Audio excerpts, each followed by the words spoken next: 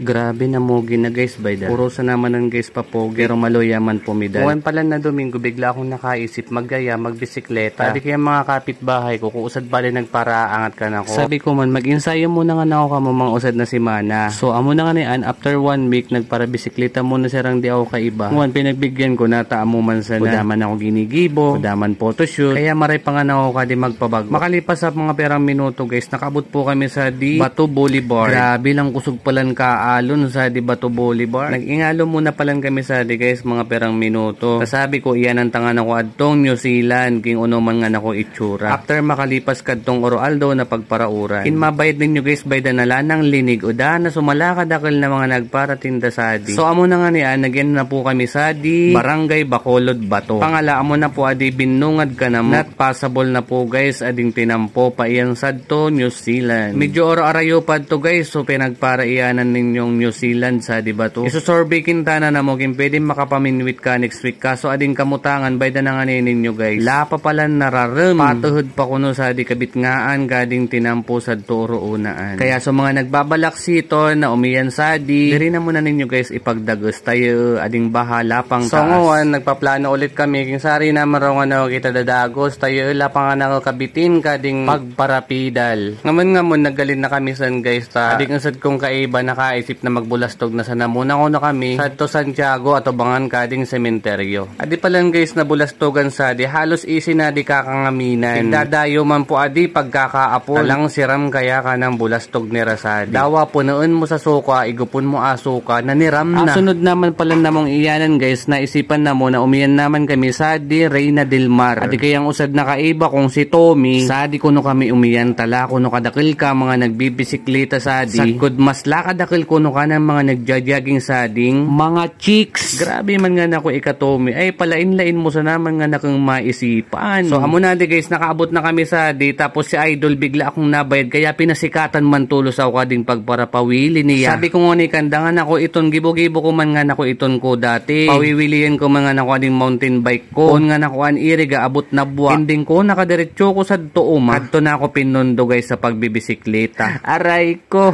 Or sino pa sana guys, di man talaga ako kiton tattaong masi ito. Sabi palan ka di guys ni Idol, mag-iinsayo ko na niya, pawiwiliin ko na niya ang bisikleta niya poon nabwa abot ko no yan bato dapunduan. Sabi ko sige raw nga nako, sample raw nga nako Idol. Ay tamo talaga guys, pinabinsiduan talaga ako ni Idol, napakalupit. Kuno man raw ko kadi makatutud ama sa adiking kuno kita naggurang na. Kaya shout out na lang kanimo Idol, nalingaw akong unsong aran mo. Sa di mga oras sa adi guys nakaisip na kaming pumauli na. Adi kaya mga kaibaw guys